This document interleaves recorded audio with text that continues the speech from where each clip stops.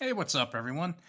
Sometimes, if I get a new knife that's just been released, I like to do a video on it just so anyone who might not have heard of it or um, might have seen it and wants a little more information uh, has the ability to check it out and see what this new thing is totally like. Well, today I have a knife that is the exact opposite. It's really kind of like a classic that you probably would have to be under a rock not to be familiar with. But even though you probably have already heard of it and you probably have one or two and you've used it, I figured, I'd do a video anyway. So went to the store and I I went to go buy a ProTech. So I picked out a ProTech. It was the ProTech TR5. And then I had also asked the owner if he had any PM2s, and he said, "No, I don't have any PM2s." And then all of a sudden he goes, "Oh wait, I do have a PM2." So then I saw this PM2, and I ended up picking up this PM2 instead of the ProTech. I bid the other ProTech adieu, and I said, "I hope I can come and adopt him someday, um, hopefully in the near future." But for now, I ended up getting this Spyderco Para Military 2, which you are probably all extremely familiar with. You've probably seen 9 million times, and I just figured I'd throw my video up and make it 9 million and one. It won't be the best video, it won't be the worst video, but it will be the 9 millionth and one. So take that for what it is. So this particular one, I was pretty excited about. Um, just for those of you who might not be familiar, I have a PM3, and this is kind of like the big brother of the PM3. So kind of match these up a little bit. Let's look at some dimensions. So you can tell it's a little bit bigger. Um, the PM2 is just about 8.25 inches, and PM3 is about maybe 7.25, roughly 7.25. The PM2 is just a little under 3 inches, and I believe the PM3 is a little under 3 inches blade length, and the PM2 is about 3.4 inches. So there is, some difference there in blade length and whatnot. The handle on the PM3 is about 4.25. Handle on the PM5 is just about, let's put it here, just about 4.75. Now this knife, the two, fits me pretty well. You can get four finger grip on there, not bad. And love that it has this choil here with the jimping, has the thumb ramp, pretty cool. But what's better than a really cool knife that has a lot of good stuff going for it? A slightly larger version with more blade real estate and a little more hand real estate. So I was really looking forward to this one. This has that same choil with the jimping here, so you can choke up a little bit. Has the awesome thumb ramp, love the thumb ramp and the jimping, and it has the jimping right in here on the handle and up that thumb ramp so you can choke up and make any cuts you need, which gives you a ton of extra room. And then if you want to just kind of hang back on it a little bit, plenty of space there. And I also like that while it does kind of have some grooves for your fingers, it's not the kind of a groove where it's like you have to put your hand there. It's very like kind of a relaxed groove, so your hand can kind of find the comfortable part, and then it kind of curves up a little bit and swells. So, and then of course you got that thumb ramp. I'm loving the thumb ramp. I'm loving the jimping. As you know, I've gone over some great knives in my channels, and I got to tell you, I like jimping. You can never go wrong with jimping. It's like giving like your typical person chocolate. You can't go wrong with chocolate. I mean, occasionally you can if there's an allergy, but otherwise you can't go wrong with chocolate. You can't go wrong with jimping. You can't. Now this particular one, I was pretty excited about because I had seen these online, and the ones online were the CPM S30VN. Can't complain about that, but this is the S45VN. I think it's not showing up too. There we go. This is the S45VN, which I prefer a little more, though, I mean, I'm not going to turn my nose up at the S30 either. And as we can see, made in Golden, Colorado, USA Earth. So, nice knife, definitely. And have a textured G10 with the Digi Camo my wife saw this. She goes, I thought you didn't like Digi Camo. I said, well, usually I don't. I said, but I kind of like this one because it's Digi, but it's not super Digi. It's a little Digi. I don't know. It's strange. I like it though. Crazy, crazy, crazy.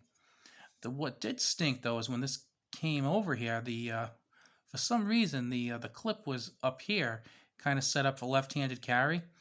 So I was just kind of flipping it and breaking it in a little bit, and it was kind of tough breaking in. And I was like, wow, that's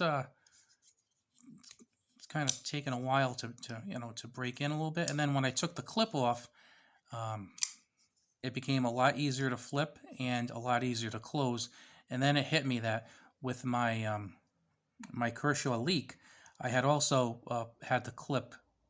The clip was also on the left hand side, and when the clip was tightened, the action on the knife also tightened up a lot. I guess from going through the scales into the liner, it just kind of like I don't want to say seized everything, but it made it a little more difficult to open smoothly and cleanly. But now that I have the clip back here where it's supposed to be, right hand tip up carry, all is right with the world. So it's breaking in very, very nicely. Please take pity on my wife. She's going to listen to me flipping this thing all night long now. But you know what? The attorneys are closed right now, so she can't call and start the divorce proceedings now anyway. So that's pretty cool. So I just wanted to kind of show this. And you know what's weird too is that these have skeletonized stainless steel liners on the inside, and it's kind of, well, I don't know if it's coming through over here. Yeah, actually, it is kind of coming through. But like right here, you can actually tell that. Actually, maybe you can't tell. Maybe only I can tell on here. But you can actually see the holes in the lining and how the light kind of transfers through these G10 liners. It's kind of weird. It's like translucent in some of the light areas. Like right over here, it's lighter on the G10, so you can kind of see the light kind of going through. Pretty cool though. Pretty happy to have it. And like I said, the blade length, another thing I like is that the blade's 0.14 inches here, so I really like that nice thick blade stock up here. And then we have the flat grind. Really, really cool. So again, this is something that you've probably seen a million times on YouTube. You probably have this knife, or I know people who have the knife. You've handled the knife. This is nothing but, like I said, I guess it's a semi-new version. I just started seeing them a few months ago, so I don't know if this is like a special edition or a limited edition. I did notice that Blade HQ had one with S30VN. It actually said S45VN, and it says S45VN, but the picture said S30VN, and theirs is, I'm not sure if it was sold out or discontinued. So I'm thinking this might have been like a limited run sort of thing. So definitely happy to have it. And, not much going on here. Just wanted to share this with you guys. There's a lot of interesting ones that have come out lately. I noticed that Blade HQ had a cool one a few weeks ago. It had this, it was just like the, I can't remember, it's kind of like the entry-level steel that Spyderco uses on the later versions, the FRN. And it was one of those, but it had the aluminum scales. It looked really cool. I'm kind of kicking myself for not getting that one. And then I've noticed that there are some tan micarta handled PM2s coming out that have crew wear. Those are pretty awesome too. So a lot of good stuff out there if you jump on it quickly. Unfortunately, it kind of sell out a little fast. But like I said, this isn't this isn't anything earth-shattering or groundbreaking. It's a pretty common knife. Just wanted to do a video on it. I'm like a big kid, I get excited over this stuff. So you have a good one. I will talk to you later. If you like this video, please like and share. Oh, by the way, I just want you to know, I usually put Amazon links in the description. Amazon does have this knife, but I am not putting an Amazon link to it because I actually bought this from a local knife shop who I trust implicitly. He's a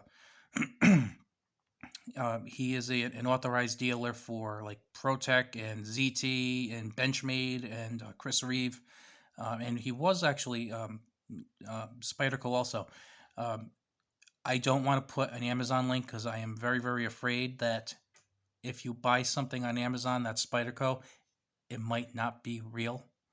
I've heard some people say they've had some issues with things on Amazon, um, and that sometimes you'll see like good dealers putting real Spyderco, but then you might have somebody who's not so legit, and their stuff kind of gets mixed up. So you're buying it from an honest person, but then their inventory might get mixed up with someone who's not so honest. So I am not putting anything like that for Spyderco because honestly, I wouldn't want to give you a link to something that I didn't use to actually buy this.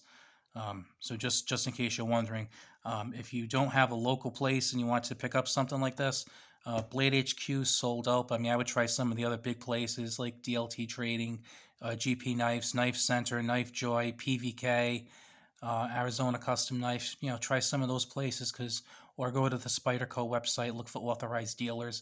This way, that for all the money you're paying, you're getting good quality, and it's you can rest assured that it's the real deal. All right, so now I really am going. So have a good one.